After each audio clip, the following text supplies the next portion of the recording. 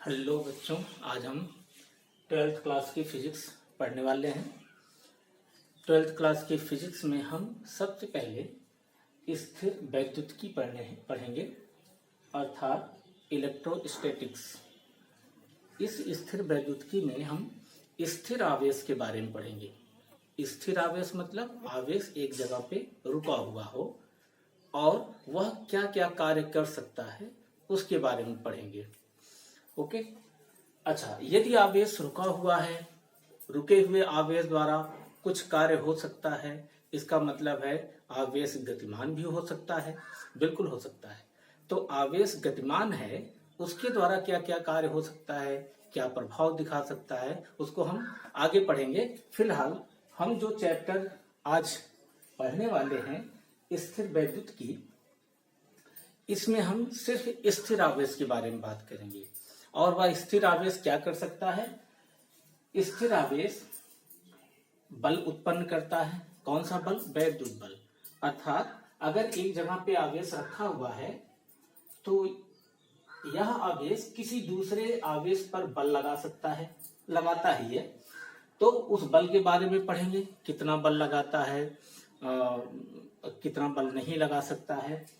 उसके बाद उसके प्रभाव के बारे में पढ़ेंगे। अगर कहीं पर आवेश एक जगह रुका हुआ है तो कितनी दूर तक अपना प्रभाव दिखा सकता है, उसके बारे में हम अध्ययन करेंगे। साथ ही साथ उस आवेश का पोटेंशियल कितना होता है, कितनी दूर तक उसका विभव है, उसके बारे में पढ़ेंगे।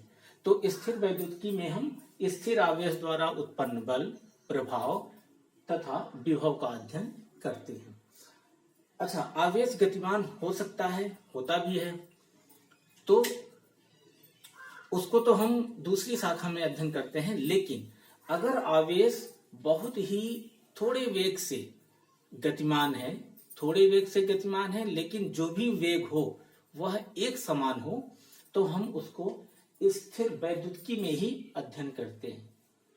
लेकिन अगर आवेश का वेग बहुत तेज है, बहुत ज्यादा वेग है उसका, तो हम उसको स्थिर वैद्युतिकी में नहीं पढ़ते।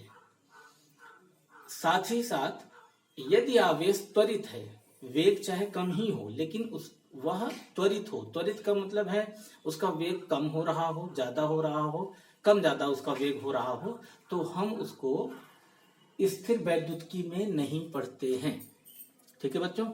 तो इस स्थिर वैद्युतिकी में हम स्थिर आवेश के बारे में पढ़ेंगे, उसके द्वारा उत्पन्न बलों के बारे में पढ़ेंगे, उसके प्रभाव पढ़ेंगे और उसके द्वारा उत्पन्न विभव पढ़ेंगे। यदि आवेश का वेग बहुत ज्यादा हो जाता है तो हम उसको इस पार्ट में नहीं पढ़ते हैं, उसको हम दूसरे पार्ट में अध्ययन करते हैं, उसको हम लोग देखेंगे आगे।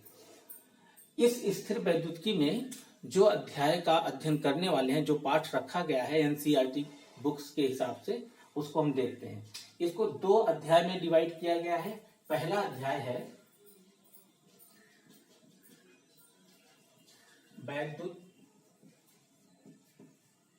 आवेश तथा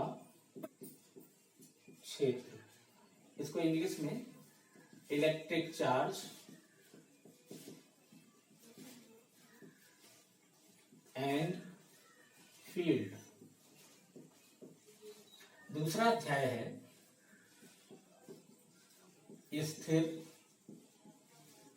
वैद्युत विभव एवं धारिता, इसको इंग्लिश में कहते हैं इलेक्ट्रोस्टैटिक पोटेंशियल एंड कैपेसिटी। तो ठीक है बच्चों, इस स्थिर वैद्युतिकी में हम दो अध्याय में कवर करेंगे इस स्थिर वैद्युतिकी को। पहला अध्याय है वैद्युत आवेश तथा क्षेत्र, दूसरा है स्थिर वैद्युत विभव एवं धारिता। तो हम नेक्स्ट क्लास में वैद्युत आवेश तथा क्षेत्र को पढ़ेंगे।